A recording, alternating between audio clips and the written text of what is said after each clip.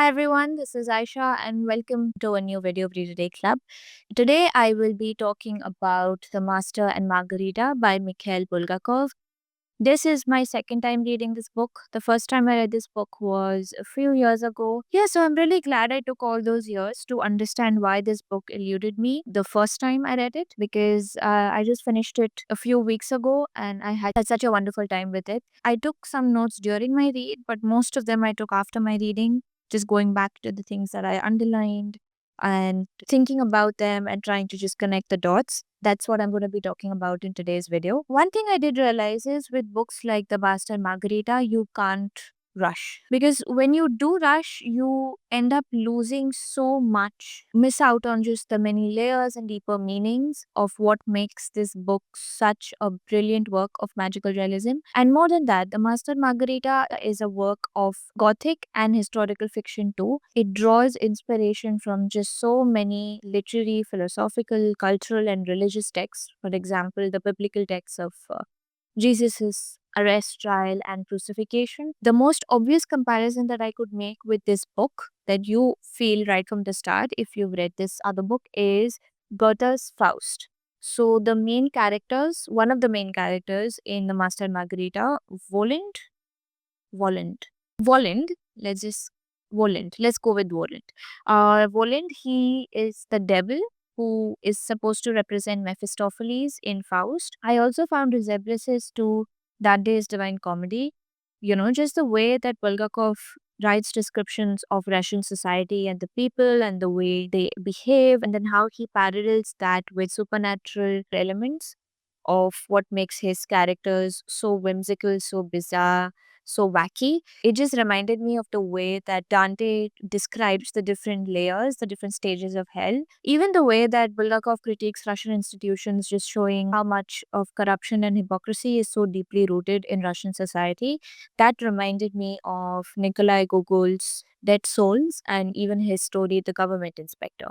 Now, at the back of this book, there is an entire notes section that gives you all the references that the author has made. And it's so interesting because it just shows you how richly intertextual and multi layered The Master and Margarita is. It references to Alexander Pushkin's novel, which is Eugene Onegin. You know, I've come across that classic so many times. I've not yet read it. I'm really looking forward to reading it. Another one is Tolstoy's Anna Karenina, and even one of my favorites that the book references to is Cervantes' Don Quixote. Philosophically, there is Immanuel Kant's interpretation on the existence of God and his attempt at creating a new one.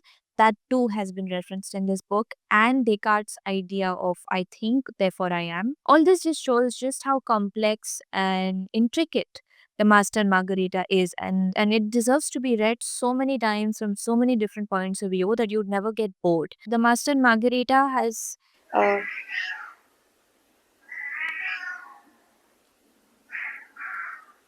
right. So essentially, the novel is divided into two narratives. On the one hand, there is the arrival of the devil and his entourage, who sort of expose the hypocrisy and corruption, of Russian society. Every character in the story who interacts with them embody a different flaw of society. And I think that is very ubiquitous, which makes it so interesting. On the other side, there is the crucifixion of Jesus. So this historical narrative has been whimsically threaded through one of the main characters from the first narrative. So nothing feels too random, nothing feels too bizarre or out of place. Bulgakov has connected these two narratives very seamlessly and lucidly, so it just makes sense. They just keep complementing each other, and it does give the novel that labyrinthine quality, which when I was reading it for the first time did intimidate me, but the second time around it really did. You know what makes this book even more interesting? In a lot of ways comes from the title. So the Master and Margarita. So these are two characters aside from the devil who I feel are at the heart of the narrative. So you have the character of the Master. Through him, Bulgakov gives you a good idea of the kind of suppression that, of freedom of speech or freedom of artistic and creative expression that was prevalent in the oppressive Russian political climate. And also just he gives you a good portrait of how the way people react to things that cannot be simply explained, or the way people react to things that requires them to think independently of their political identity. So when you strip away someone's political identity, who are they? Are they good? Are they bad? Are they evil? So all these questions keep popping up. Then you have Margarita. Now I feel like Margarita is the true hero or savior of the story, because just her interactions with the devil and the way that she reflects on her own life feels very human and fantastical. Both characters, the Master and Margarita, when you observe them together, they feel like a complete human being. How to think, how to act, how to be unafraid of expressing human emotion in a society that has been told not to, where you're not allowed to. So that very act of rebellion is something that you can sense in both the characters individually as well, but also together. Even though Master and Margarita is a book of magical realism, it's also satire, it's mythical, it's philosophical concerning the broader themes of good and evil, morality, redemption. And what also makes all of this and the next, what makes this book so provocative is that through the all the frivolity and the absurdity that underlies the story, Master and Margarita is a very human book, if that makes sense. Because you have characters who exert control over some aspects of their lives, but you also are shown them losing that same control over their destinies. So you see them living through those moments and trying to reclaim parts of that identity back. So the simplicity of acceptance in times of deep uncertainty and chaos, all these things combined with the whimsy and the satire makes the Master of Margarita feel more memorable, more provocative, and more wholesome, even while showing you a very darkly humorous portrait of life. As it is with any good work of literature, there are always countless ways of interpreting the story, and the same can be said of Master and Margarita. So when you strip away all the fantastical elements and the veneer that I've just spoke about, what remains is a profoundly bleak commentary on human existence, morality, and human behavior. I feel like in many ways, The Master and Margarita is a nihilistic masterpiece which is disguised as hope. Underneath the humor of Bulgakov's fantasy, he portrays the indifference of time, and the indifference of time as being the only certainty in human life. Time is indifferent to humanity's notions of justice, art, morality. After everything that takes place towards the end of the story, the city comes to a stagnant halt.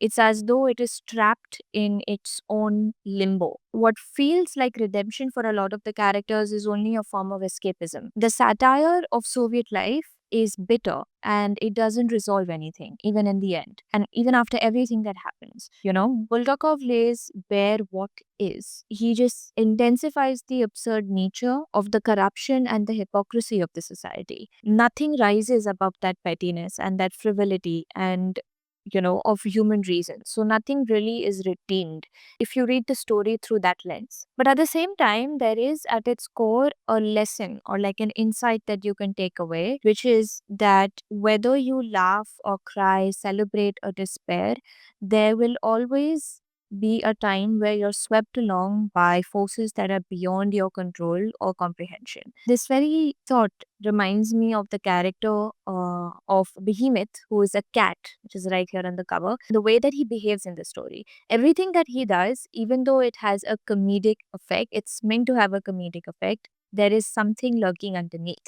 It still causes so much of disaster, so much of chaos. Right at the back of this book, it says, "Will the devil manage to enlist the fiery Margarita into his ranks? Will she remain faithful to the master to the very end and come to his rescue?"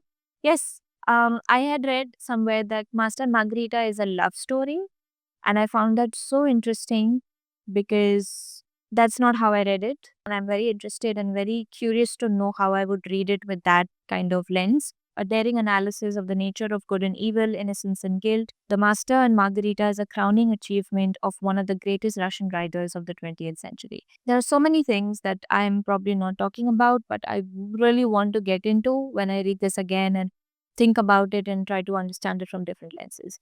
So, all right, that's all for this video. Thank you so much for watching. And, these are all the notes that I took on the book. Anything more that I say about this book will give it away, and I really don't want you to have that kind of experience first time reading it. But I hope that this video gives you a good introduction into the Master and Margarita. The next Bulgakov on my TPR, like the books that I want to read, is A Dog's Heart or The Heart of a Dog, depending on the translation, and even Morphe. Very interested to read both those stories. So, thank you so much for watching this video, and I'll see you guys next time.